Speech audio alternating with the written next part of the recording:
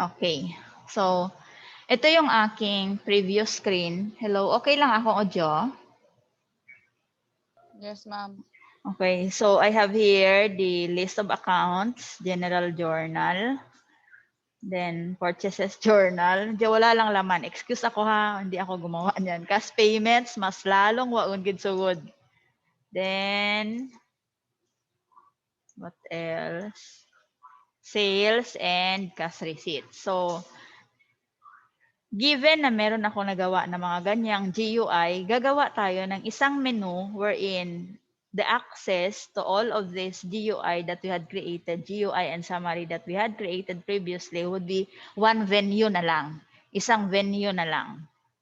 So, tatawagin natin yung sheet na yon as menu. So, we create another sheet dito. Insert sheet. Then, this would be named as menu.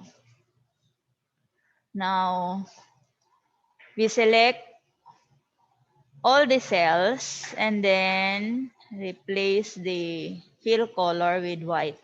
Ayan, para hindi mo na nakikita yung mga grid lines. Para mahawan gidro screen naton so that it would look like a menu. Now, yung mga menu natin, dito natin idadagdag sa taas. Remove ko to muna kasi nadagdag ko to kanina sa naunang sked. Now, yung idadagdag natin na menu would come from Visual Basic. It is an environment of modules. Nandoon yung programming scenario, but that is a separate application. So we just integrate it within Excel as macros. You take note of the term macro. So we integrate Visual Basic within Excel as macro. Tawag na sa kanya is Visual Basic ActiveX. So ngayon, since i-integrate, ibig sabihin it is not part. So idadagdag natin as a library. So para madagdag, dito na siya natin ilalagay sa taas. Tawag dito is Quick Access Toolbar. So para magdagdag, i-click this button. Ito yung button na Customize Quick Access Toolbar. So you click that. Take note na guys ha. Lesson na ito. Then you choose More Commands.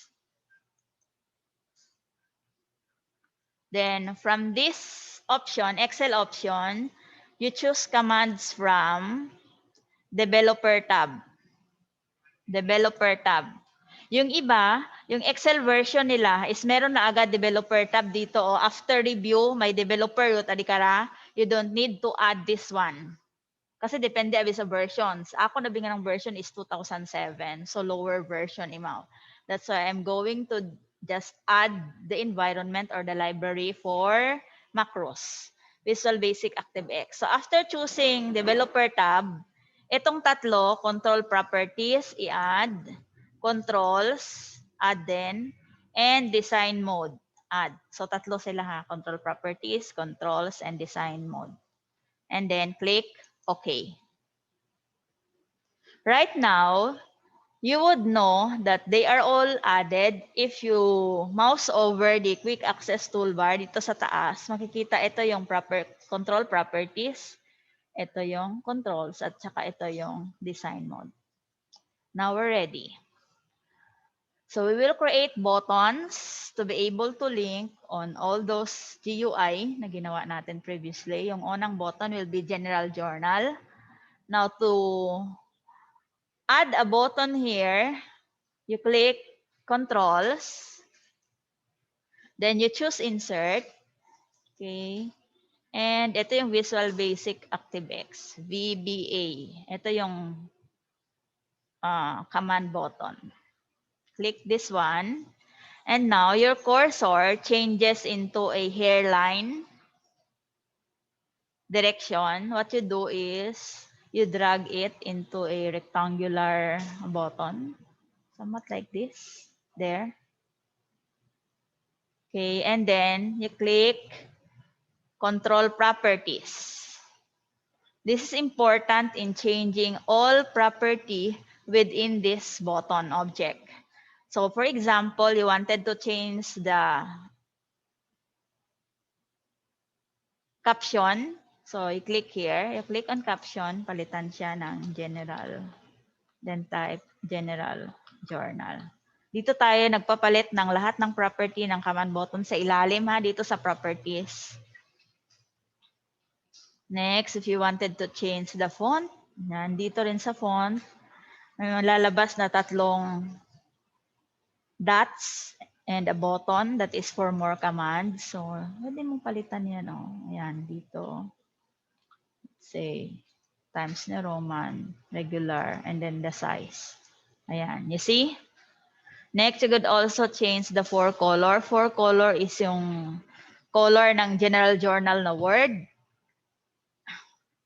Okay, upon clicking for color, meron tayong arrow pointing downward dito sa settings niya. You choose palette, then palitan. Joke. Let's have green for instance. Ayan yung kanyang for color. You also have back color here. Ito, back color sa taas. Back color is the color of the button mismo. Okay, for instance. Pinaumang at ha, sample lang ito ha. Huwag niyong gayahin yung color combination ko. Ayan ay 4 season. Sample lang yan. So anyway, close ko to muna ha. Then you click outside anywhere on the cell section of Excel. Okay. Now, if you wanted to edit this, right-click. Ayan, mag-edit ha, right-click. Right-click. Then you click Insert. And then you choose Hyperlink. And here on Hyperlink Dialog, Insert Hyperlink Dialog, you have link to 4 options. Pwedeng i-link ito sa email ad, to a new document, place in this document, and existing file. So since yung ating ililink within a menu is just a worksheet within the same file, that's why you automatically choose place in this document. So sa inyo, base na sa existing file, click nyo lang sa place in this document. And then, dito sa right side, you have there, select a place in this document. So since that is labeled as general journal din yung piliin. And then here you have a cell. Pwede yung cell, pwede ring range. Pwede niyang dagdagan. Let's say hanggang 8, 15. Sample lang ha. Para makaselect mo, meron siyang selection. And lastly, screen tip. Screen tip appears once you mouse over the button. Pag nag-mouse over ikaw, mag-appear din imong screen tip. So your screen tip is GUI and summary. Okay. So we're done here.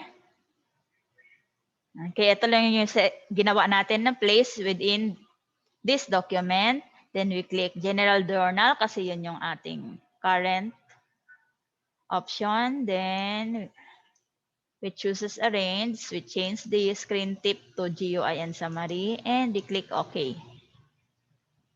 Ngayon, if you wanted to test the link, kung nagpa-function na siya, what you do is click muna sa labas. Click lang muna sa labas. Anywhere on the cell. And then once you mouse over the button, tignan nyo na yung itsura na niya is ng mouse pointer natin changes to a link pointer. Ito yung parang kamay na naka-maura, alima nga naka-maura. So what you do is we test.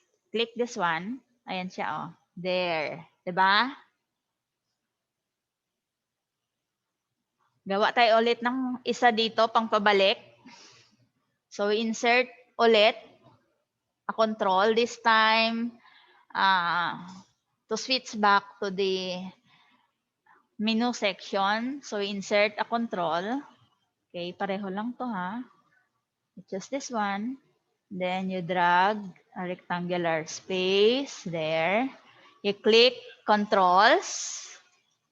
Then you change the caption. Click on caption. Type menu. Okay? Yan, nagpapalit na siya. Pag nag-change si Kaurika sa properties, automatic nag-change din siya. Again, pwede niyong palitan yung back color, yung font color, yung font. Okay. The sizes, the width, and the height. Ito is in pixel. Width, nakaranga anang width, anang height, it button. Pwede niyong palitan yan dyan. Now, next is we click on hyperlink. In clicking hyperlink, make sure that the button is selected. So we click hyperlink here. And then, we choose menu, yung kanina. Menu. And then, okay. We did not place a screen tip kasi ano bang ilalagay nating screen tip? Menu rin naman. So I click here. Yan, pabalik-balik na siya, di ba? Then you click on General Journal, on menu. Ayan.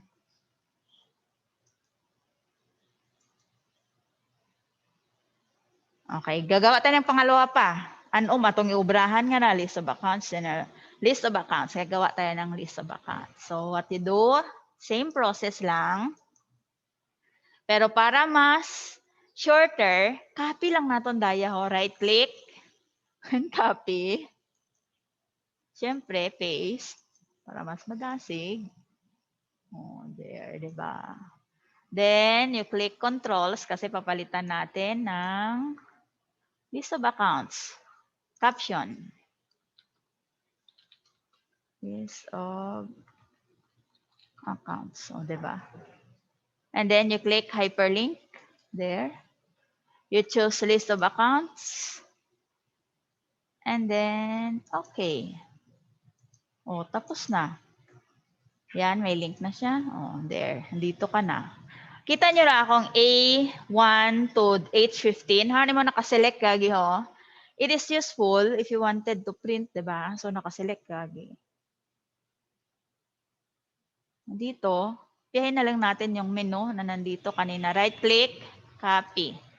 Then, on list of accounts, you just placed it within column K, for instance. Yan. Then, dito sa purchase journal, column K, paste. Cash payments, column K, paste. Sales, paste. Cash receipts, paste. Ayan. Para pwede ko na ako magbalik. General journal, menu, list of accounts. Pwede niyong palitan itong nilagay ko dito ha. Dito sa hyperlink. Itong A1 to H15. Hararaan na karong result to. Yan. Pag nag-click ako, ayan, nakaselect agad yung A1 to H15. Pwede niyo yung palitan ha. And then, another is, itong pag nag-mouse over ako sa General Journal, merong, ano tawag dito, parang screen tip na GUI and summary dito, hindi tayo naglagay. Ay, din copy-paste gali naton, kaya meron na siya agad. Pwede niya yung palitan yan so that it chooses the whole account, list of account. Dito kasi hanggang H. Ayan, ganun lang kadali. So, since 6 yan, nagagawan nyo, so after na lang, Wednesday ko na lang siya i-check.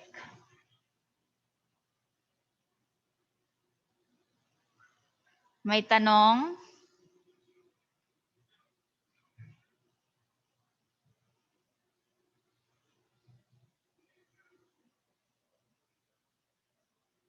Okay. Anyway, ging record ko ra. So, pwede nyong i-check lang sa ato niya classroom ro link. It recorded video kung gusto nyo tanawon. Ha? Basta bahalaon ka mo ha. Di ka nga na sa mga button colors. Kanya-kanya na ha. Ano yung mga color combination na gusto nyo. Manami mataron kong colored para ano gagi ho. Makita.